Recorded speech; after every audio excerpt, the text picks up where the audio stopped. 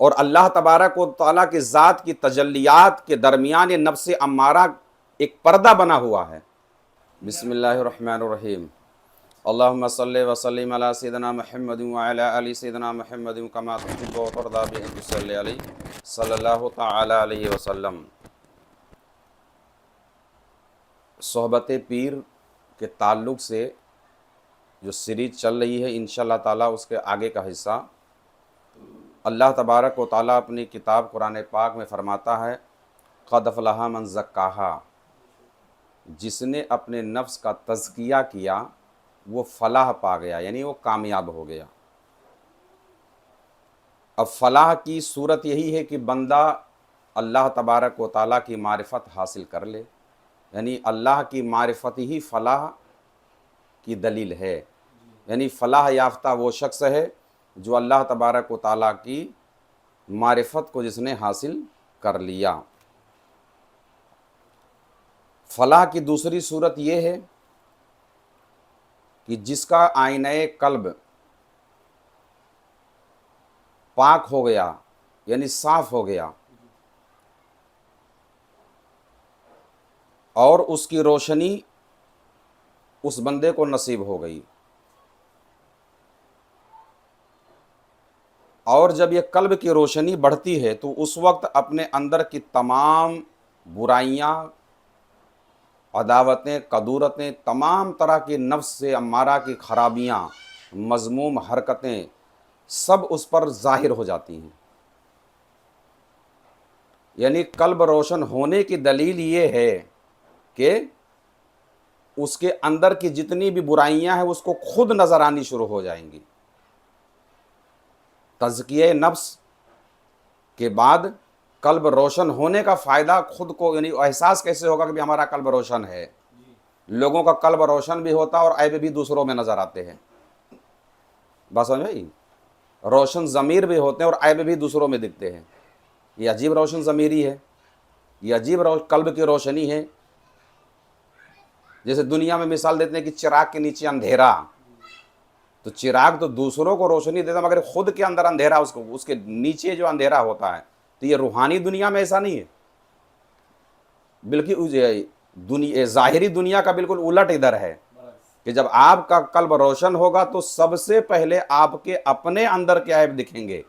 آپ کو اپنے کیڑے نظر آئیں گے، دوسروں کے نہیں۔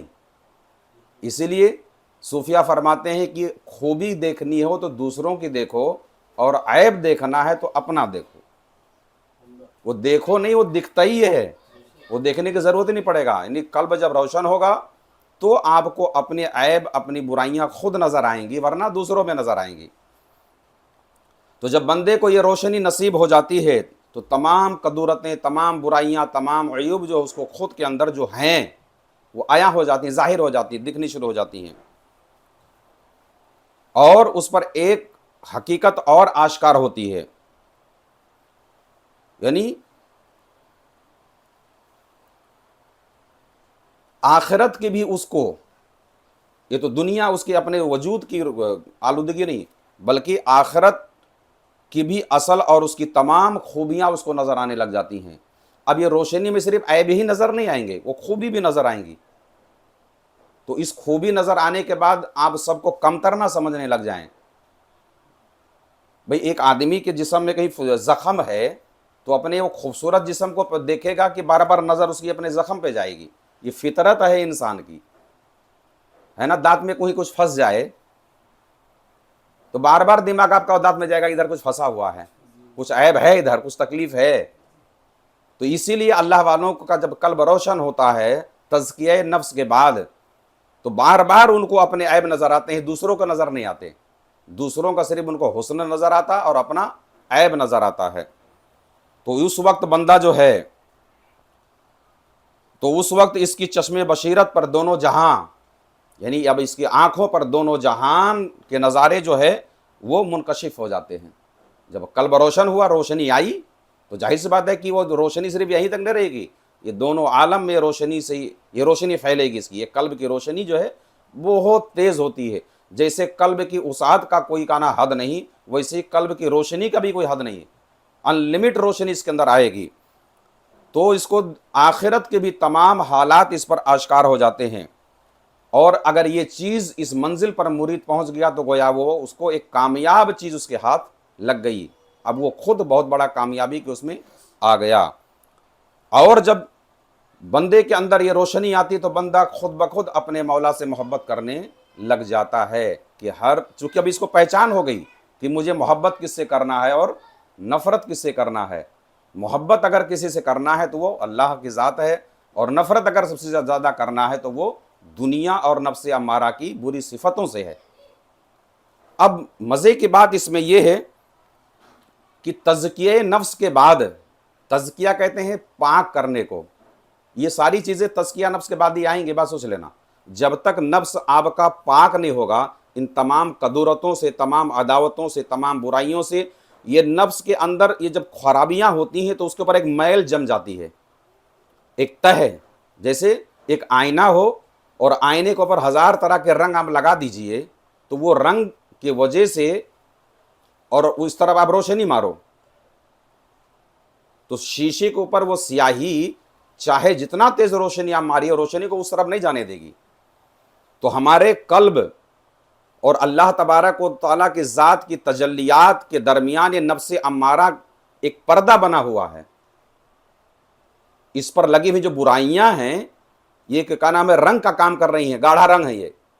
تو جب تک یہ گاڑھا رنگ آپ صاف نہیں کرو گے، یعنی قد افلح من زکاہا، جب تک آپ نے نفس کو آپ پاک نہیں کرو گے، تزکیہ نہیں کرو گے، تب تک کہ وہ آلودگی اس کی دور نہیں ہوگی، اور وہ آلودگی جب تک دور نہیں ہوگی یہ روشنی قلب تک پہنچنے ہی نہیں دے گی۔ اور جب یہ قلب کی جب یہ اس کو آپ نے نفس کو پاک کیا، اس کے بعد یہ روشنی قلب تک پہنچی، اب قلب اور زیادہ روشن، قلب تو آدمی کا صاف ایسے ہوتا ہی ہے، اور قلب کی صفائی کی بھی ضرورت ہوتی ہے، تصفیہ قلب کی بھی ضرورت پڑتی ہے، تو جس سے ذکر لا الہ الا اللہ، یعنی سب سے زیادہ قلب کی صفائی افضل الذکر لا الہ الا اللہ سے ہوتا ہے۔ یعنی بندہ جتنے ہی یہ ذکر کثرت سے کرے گا اتنے ہی اس کا قلب صاف ہوگا۔ اب قلب چاہے جتنا صاف ہو جائے، مگر نفس کا اگر آپ نے تزکیہ نہیں کیا ہے تو روشنی تو ہے مگر باہر نہیں پھیلنے پائے گی، یعنی نفس امارہ کی جو خرابیاں ہیں، جو برائیاں ہیں، وہ بھی آپ کے اندر ہیں، اور ذکر پورا 24 گھنٹہ آپ ذکر کرتے رہو، روشنی بھی ہے، اس سے روشنی تو پیدا ہو رہی ہے مگر وہ باہر نہیں جائے گی، وہ اپنے ایک لمٹ میں رہے گی، تو نہ تو آپ اپنے اندر کی برائیاں دیکھ پاؤ گے، نہ باہر آخرت کی کوئی فکر دیکھ پاؤ گے، سب اس کے اندر قید ہو جائیں گی۔ تو اب بہتر تو یہ ہے کہ تزکیہ نفس پھر تصفیہ قلب، یعنی اسی کے دونوں پہلو ہیں، یعنی نفس جب تک کہ آپ کا پاک نہیں ہوگا تب تک کہ آپ کے قلب کی روشنی باہر نہیں آئے گی۔ اب اس کی مثال آپ لے لیجئے کہ ایک بلب ہے، بلب کے اوپر ایک آپ خوب رنگ لگا دیجئے اور بلب کو جلا دیجئے، تو ایک صاف بلب جتنا روشنی دے گا کیا یہ رنگ لگا ہوا بلب دے گا؟ زندگی میں کبھی نہیں دے گا۔ تو ویسے ہی یعنی آپ کے قلب کے اوپر یہ نفس امارہ کی تمام طرح کے عیب اور عداوتیں اور برائیوں کا میل جو لگا ہوا ہے، یہ میل کی وجہ سے آپ کی روشنی باہر نہیں آتی ہے۔ تو اب سب سے پہلی ضرورت یہ ہے کہ آپ اپنے نفس کا علاج کریں، یعنی نفس کو پاک کریں، اس کے اندر پاک کی صفتیں ڈالنے کی کوشش کریں۔ اب جب یہ نفس کا تزکیہ ہو جاتا ہے تو اس طرح تزکیہ نفس کا فائدہ ایک اور بھی فائدہ ملتا ہے کہ اس سے مشائخ کا مرتبہ اور ان کی تربیت کے اثرات بھی ظاہر ہو جاتے ہیں۔ یعنی اب اس کے اندر جب بندہ یہ صاف کرتا ہے تو اس کے اندر مشائخیت کے مرتبے، یعنی اللہ تبارک و تعالیٰ اس کو اس منزل پر فائز کرتا ہے جس سے وہ خود مخلوق کو روشنی پہنچائے اور فائدہ پہنچائے۔ اس سے ثابت ہوا کہ مشائخین، یہ جو پیران عظام ہیں جو اس مشن پہ لگے ہوئے ہیں کہ لوگوں کے قلوب کو منور کریں اور ان کے نفس کا تزکیہ کریں، نفس کو پاک کر کے ان کے قلوب کو روشنی کی طرف لانے کا جو کام ہے، یہ مشائخین، یہ جانتے کون ہیں؟ یہ مشائخین اللہ کے لشکر ہیں، اللہ کی فوج ہیں۔ یہ کیا ہیں؟ یہ اللہ کے، اس سے ثابت ہوا کہ مشائخین اللہ کے لشکر کے ناصر و معین ہیں، یعنی اللہ تبارک و تعالیٰ کے لشکر، جو اللہ تبارک و تعالیٰ کا مشن، اللہ تبارک و تعالیٰ کی جو تعلیمات ہیں اس کو عام کرنے کے کون ہے؟ یہ ناصر ہیں، اس کو پھیلاتے ہیں، معین ہیں، مددگار ہیں، روشنی دیتے ہیں اس کو۔ یعنی مشائخین اللہ تبارک و تعالیٰ کی فوج ہیں جن کی واسطے سے وہ مرید کو صحیح راستے پر لگاتا ہے اور طالبان حق کو، طالبان مولا کو مولا تبارک و تعالیٰ تک پہنچنے کی رہبری اور رہنمائی کرتا ہے، اسی کو رہبر کامل یا مرشد کامل کہا جاتا ہے۔ تصوف کی کئی کتابوں کے اندر یہ واقعہ میں نے دیکھا، یہ روایت ایک موجود ہے کہ اللہ کے رسول صلی اللہ تعالیٰ علیہ وسلم کہ ایک صحابی جن کا نام عبداللہ بن بشر فرماتے ہیں کہ اگر ایک جگہ 20 سے زیادہ لوگ ہوں، جمع ہو جائیں، اور ان میں ایک بھی شخص ایسا نہ ہو، یعنی 20 لوگوں کا مجمع ہو یا اس سے کم زیادہ، اور اس میں ایک بھی شخص ایسا نہ ہو جو لوگوں کو دنیا کے طرف سے ان کے ذہن کو ہٹا کر کے اللہ کی طرف لے کر جائے، یعنی دنیا سے بے رغبتی کرائے اور مولا کی طرف اس کو لے کر جائے، یعنی اللہ سے ڈرائے، یعنی دنیا سے نکالے اور مولا کی طرف پہنچائے۔ تو آپ فرماتے ہیں کہ اس میں سے اگر ایک بھی شخص ایسا موجود نہ ہو جو دنیا سے نکال کر مولا تک پہنچانے کی کوشش نہ کر جائے تو یہ سب کے سب خطرے میں ہیں، یعنی پوری جماعت جو ہے یہ خطرے میں ہے۔ اس میں ایک تو کوئی ایسا ہونا چاہیے کم سے کم جو لوگوں کے فکر کو بدلے اور اللہ کی طرف مائل کرے، اللہ کی محبت اس کے اندر پیدا کرنے کی کوشش کرے۔ تو گویا کہ یہ کام جو ہے اللہ تبارک و تعالیٰ نے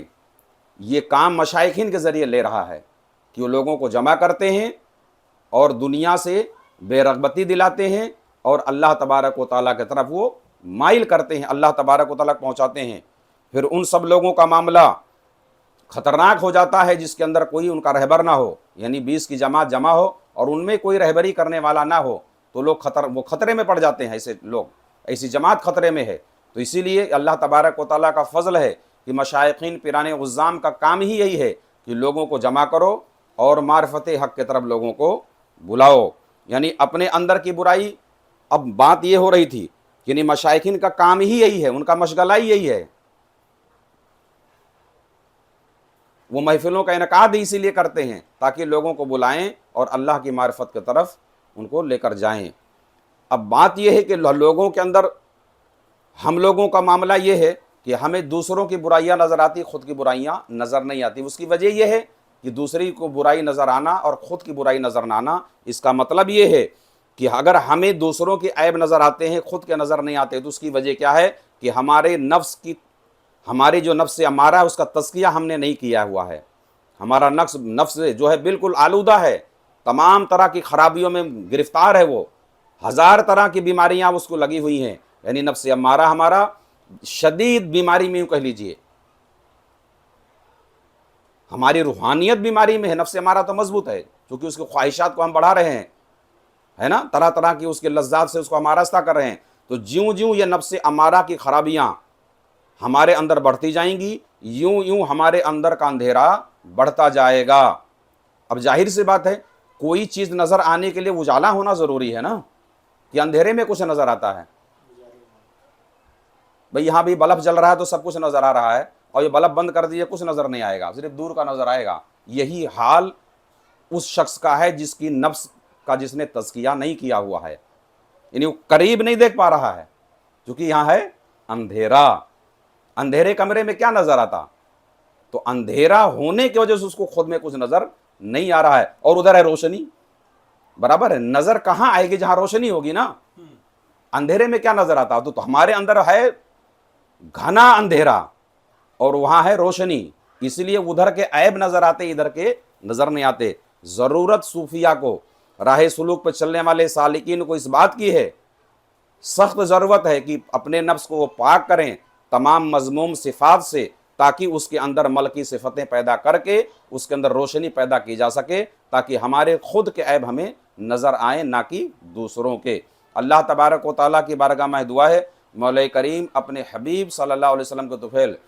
ہمارے نفس کو پاک فرمائے اور ہمارے قلب کی روشنی کو بڑھائے۔ آمین ثم آمین برحمتک یا ارحم الراحمین۔